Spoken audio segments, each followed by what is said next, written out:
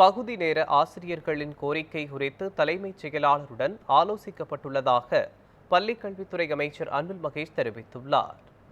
திருப்பூர் மாவட்டத்தில் அடைவுத் தேர்வில் பின்தங்கிய ஒன்றியங்களில் பணிபுரியும் பள்ளி தலைமை ஆசிரியர்களுக்கான ஆய்வுக் கூட்டம் நடைபெற்றது. இதில் பள்ளிக்கல்வித்துறை அமைச்சர் அன்பில் மகேஷ் கலந்து கொண்டார். இதனைத் தொடர்ந்து செய்தியாளர்களுக்கு பேட்டியளித்த அவர், மாணவர்களின் கற்றல் திறனை மேம்படுத்த ஆய்வுக் கூட்டங்கள் நடத்தப்படுவதாக தெரிவித்தார். பகுதி நேர ஆசிரியர்களின் கோரிக்கைகளை ஆய்வு செய்து விரைவில் தீர்வு காணப்படும் எனவும் குறிப்பிட்டார்.